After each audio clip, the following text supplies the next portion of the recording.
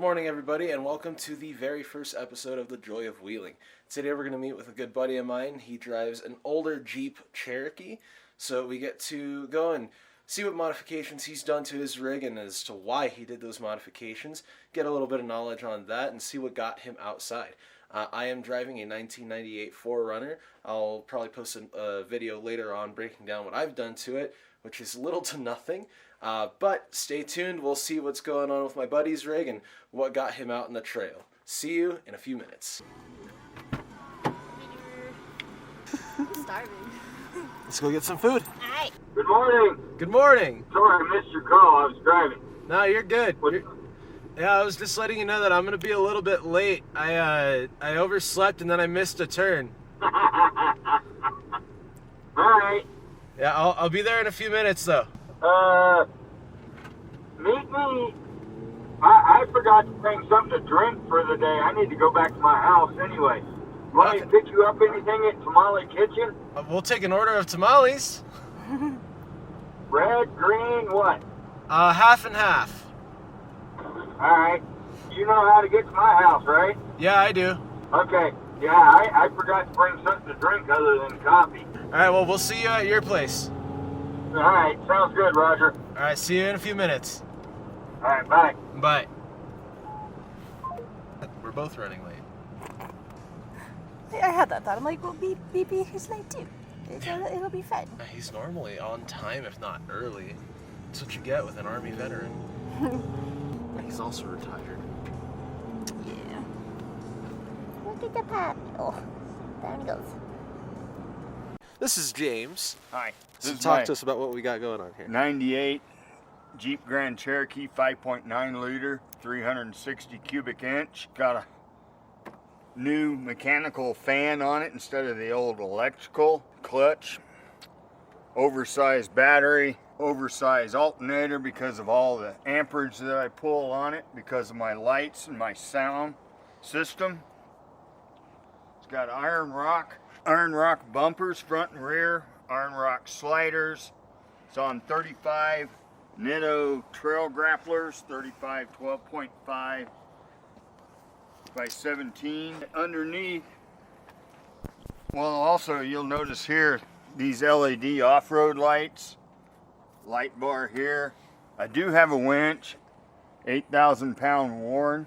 Underneath it's got the iron rock suspension, 7-inch lift with G2 axles, Dana 44s swapped out that had the Dana 30s and 35s in it. I'm running 456 gearing on them. Lockers front and rear. ARB air lockers right here. Here's my compressor for my air lockers. Plenty of horsepower for off-roading. My tire carrier. High lift jack. And then in the back, this thing's pretty capable. Haven't found anything it can't go through yet. Keyword yet.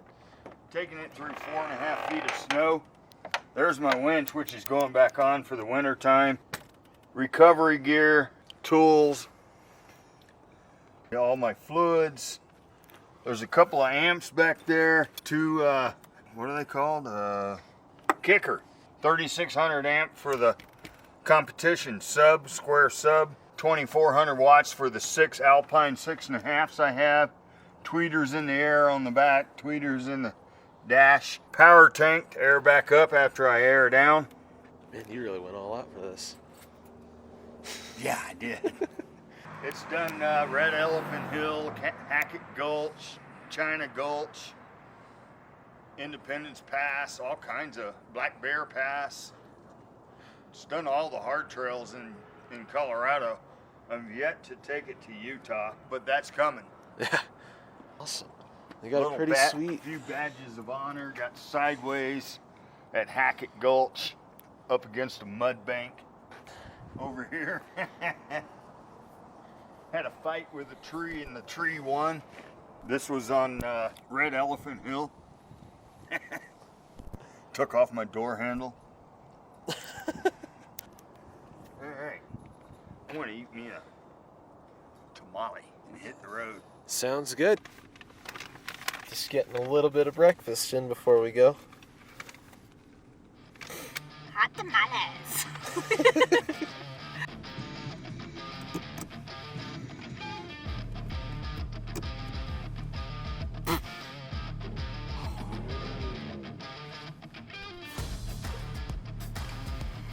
Here we go.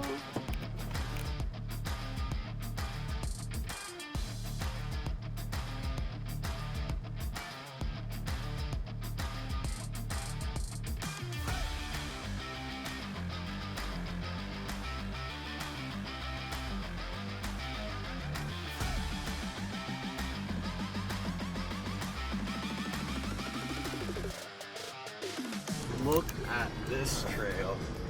It's got some snow on it. Nothing bad. It's just, it may or may not be a little slippery.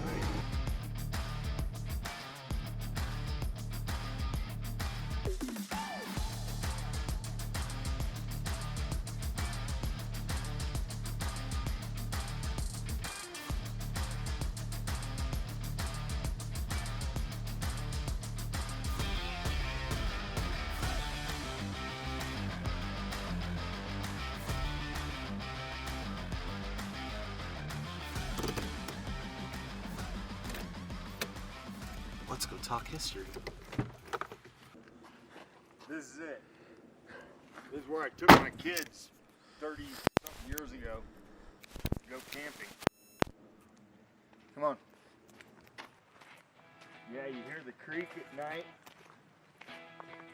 In this whole area, we would take up my brother-in-law and his wife, my kids and my wife, right here. Set up our chairs right here. This rock was part of that rock originally, and we built our campfire right there. And these rocks would just radiate the heat out this way during our campouts. You can see this broke off of there. You can see other pieces from people building fires there throughout the years.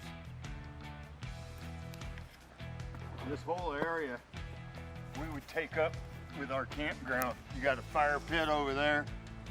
We'd throw some tents up. Had a tent here.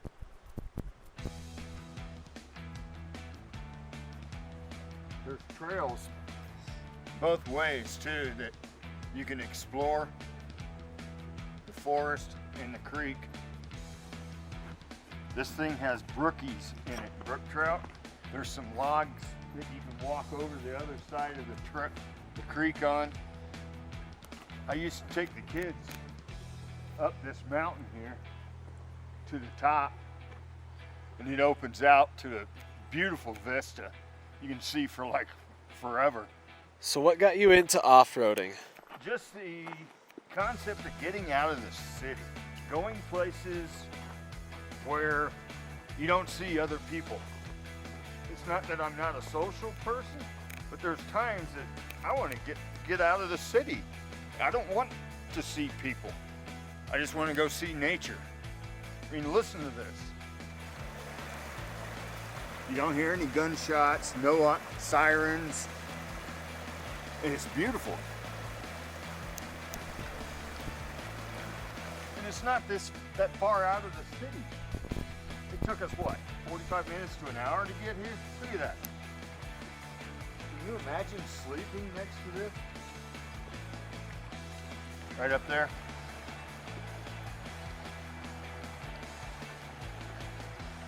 I mean, this is it, man. Can't get much better than this, except if you go further into the hills where you don't see anybody for weeks. It's my kind of place. Oh man, I'm telling you. I love this camping spot. The only problem, make sure you got a bear gun. Oh my goodness.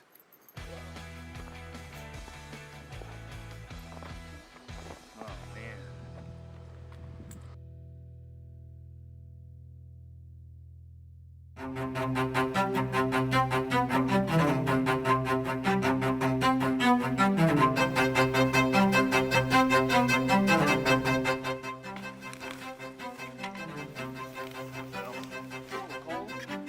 Better than it was. Yeah.